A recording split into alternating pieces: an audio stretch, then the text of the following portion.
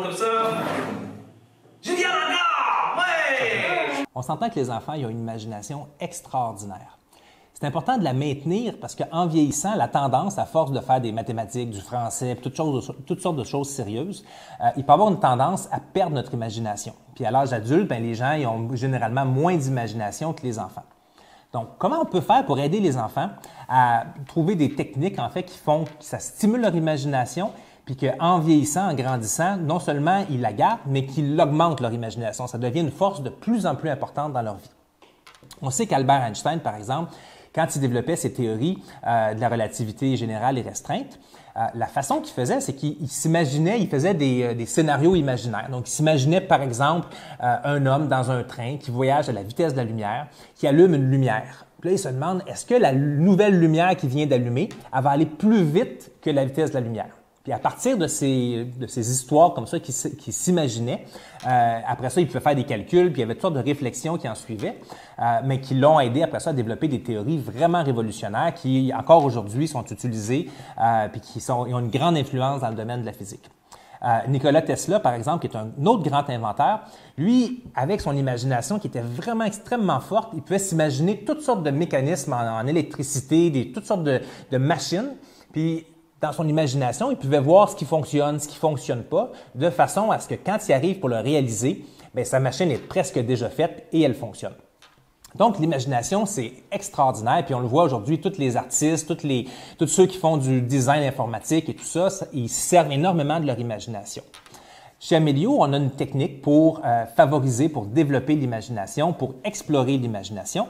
Et c'est cette technique-là que j'aimerais partager avec vous aujourd'hui.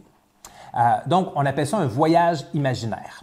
Le voyage imaginaire, ça permet d'aller dans l'imagination, comme dans le monde de l'imagination, pour aller rencontrer des personnages imaginaires, pour aller trouver des scénarios imaginaires. Ça peut être aussi pour trouver une histoire qui, d'une certaine façon, est un reflet d'une situation dans la vraie vie, pour y trouver des solutions. Donc, il y a toutes sortes d'applications. Comment on fait un voyage imaginaire? La première étape, c'est d'avoir une intention.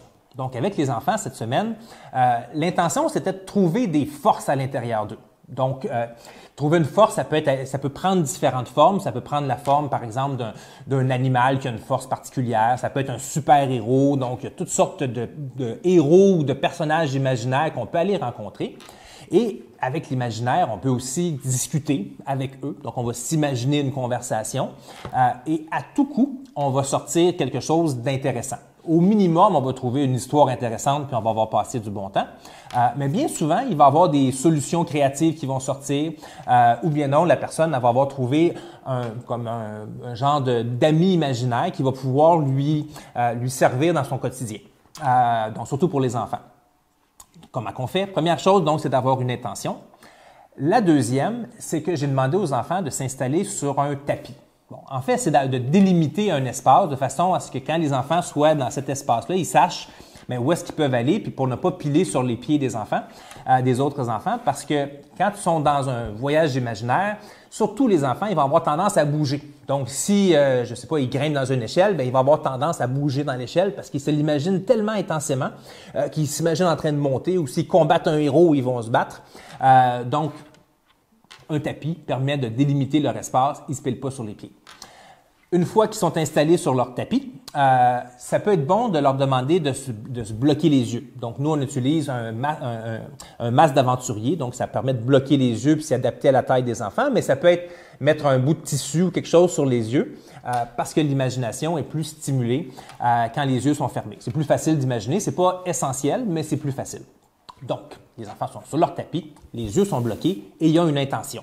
Par exemple, aller trouver un ami imaginaire qui a une force fabuleuse qui va leur servir dans leur vie. Une fois que ça c'est fait, il faut comme créer un peu un rituel. Donc, quelque chose, dans le fond, qui va faire en sorte que ça va les aider à entrer dans leur monde imaginaire et également qui va délimiter dans le temps le début et la fin de l'exercice imaginaire. Nous, on a utilisé un tambour parce qu'on en a un sur place et le tambour, traditionnellement, ça a souvent été utilisé pour favoriser l'imagination. Si vous n'avez pas de tambour, donc moi j'ai un gros tambour, mais ça peut être avec un petit tambour. Ça peut être également en tapant dans les mains. Fait qu'on fait un rythme assez rapide dans les mains. Puis pendant ce temps-là, les enfants, ça les aide à imaginer. Ça peut se faire également avec un hochet. Donc, un hochet, ça se fabrique très bien à la maison. Vous prenez une bouteille de liqueur, de Coca-Cola, 7-Up ou peu importe. Vous mettez du sable à l'intérieur et vous la brassez. Puis ça va faire un tchouc, tchouc, tchouc, tchouc, tchouc, tchouc. Et encore une fois, ça aide les enfants à rentrer dans leur monde imaginaire et ça délimite le temps entre le début puis la fin de la séance.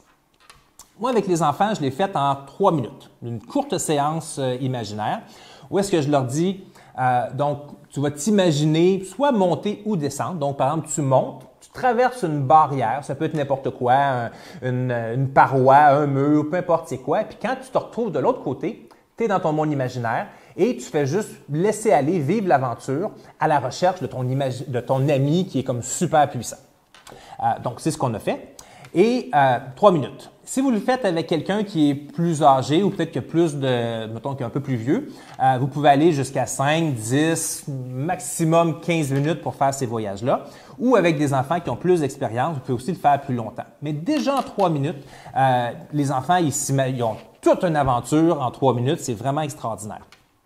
Ce qu'on a fait par la suite, c'est qu'on demande aux enfants de se mettre en cercle et chacun de raconter son aventure.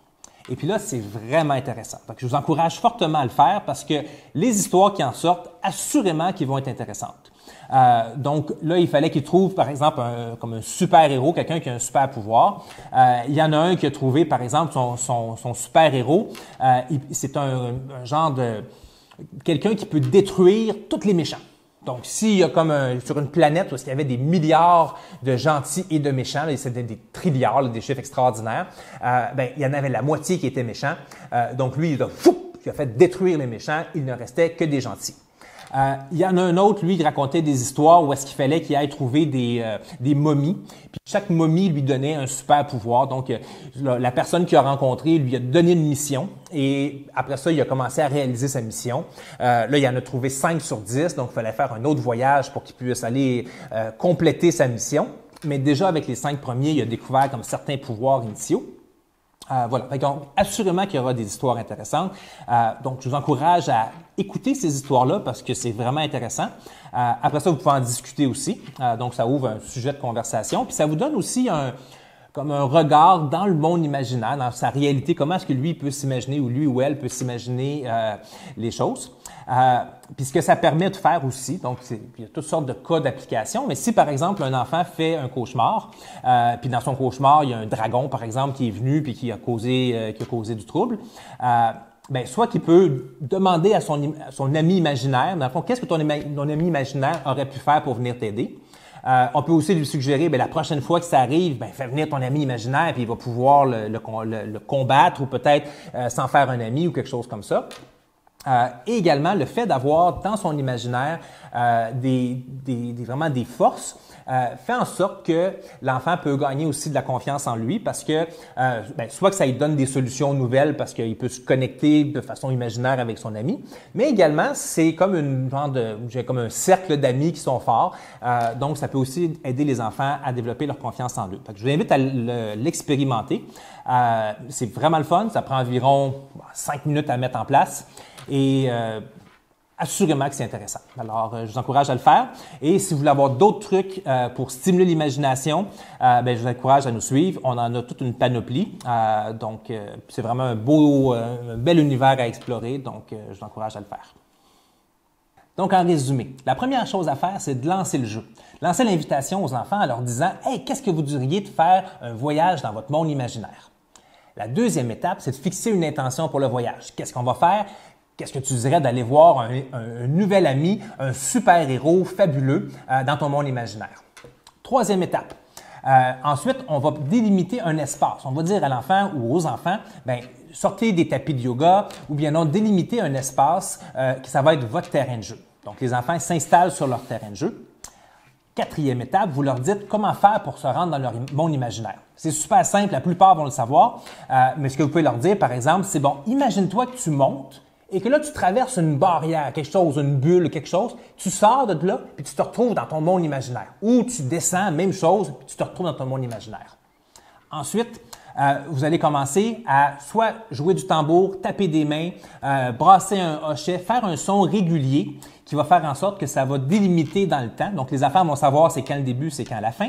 Et également, ça va les aider à rentrer dans leur monde imaginaire. Faites ça pendant 3-5 minutes, mais 3 minutes, c'est suffisant. Et ensuite, vous partagez l'histoire, vous leur demandez qu'est-ce qui s'est passé, qu'est-ce que tu as vu, et vous écoutez attentivement toutes leurs aventures qu'ils ont vécues. Alors, je t'encourage à le faire, c'est super le fun. Ça prend 3 à 5 minutes et assurément, vous allez être surpris de la richesse de leur imagination.